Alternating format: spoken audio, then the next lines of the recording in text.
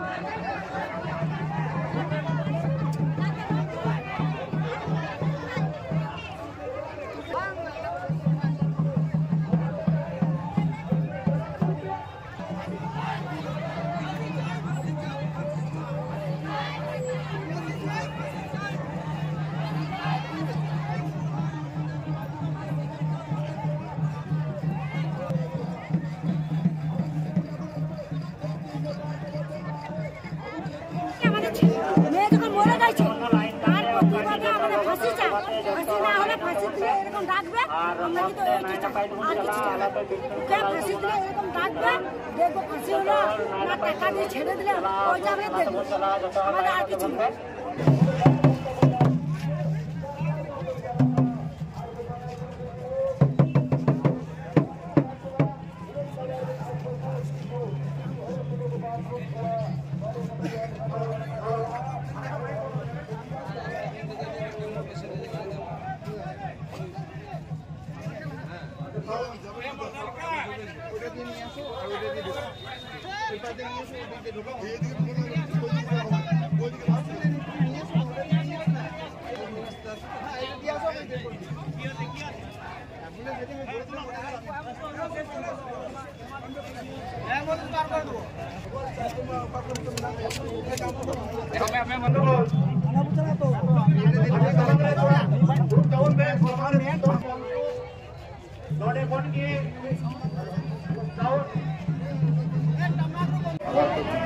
আমরা চাইছি দিকে দিকে আমাদের যেমন এই গত 18 তারিখে রামপুরহাট বারোমুসিয়া গ্রামে আমাদের ছোট্ট এক নাবালিকা, সে একটা শিক্ষক হয়ে সেই আমাদের বোনটাকে রেপ ধর্ষণ করে খুন করে ফেলে দিয়েছে।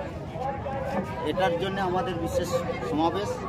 মেন হচ্ছে আমাদের মনোজ পালের খুব তাড়াতাড়ি শীঘ্রই আমরা ফাঁসি দেখতে চাই।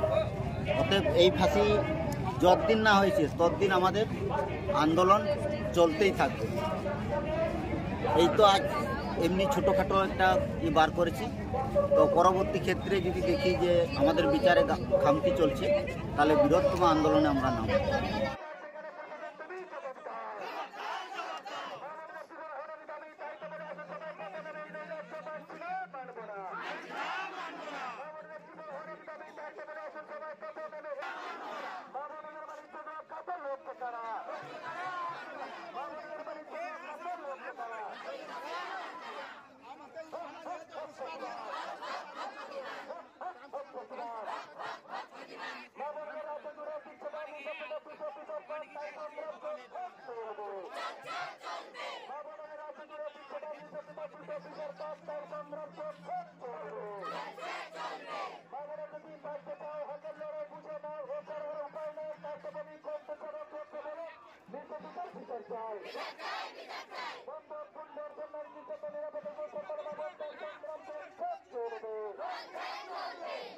চারিদিকে আমরা জড়ো হয়েছি আদিবাসী সমাজ। মনোজ পালের উপযুক্ত ফাঁসি হোক, কিংবা প্রশাসন যেটাই ভালো বুঝবেন ওনার যেন ফাঁসি হোক। এইভাবে আদিবাসী সমাজের বাচ্চারা যাচ্ছে, তাদের প্রতিবাদ করার কেউ থাকছে না। এবং উনি শিক্ষক, একজন শিক্ষক হয়ে একটা ছাত্রীর সাথে এই ধরনের ঘটনা কিভাবে করতে পারলেন? তাহলে এভাবে তো আমাদের আদিবাসী সমাজের মানে মেয়ে মহিলারা মানে শিক্ষার দিকে পিছিয়ে যাবে, ওরা তো আর স্কুলেই যেতে দেবে না।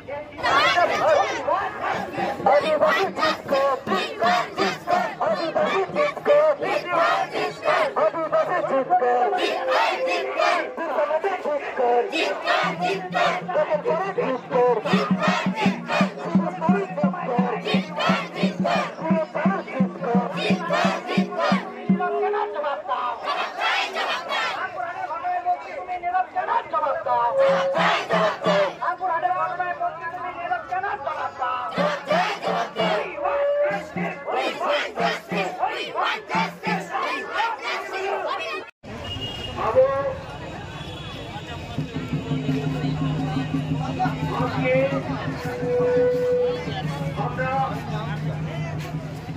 বিশেষ একটা কারণের জন্য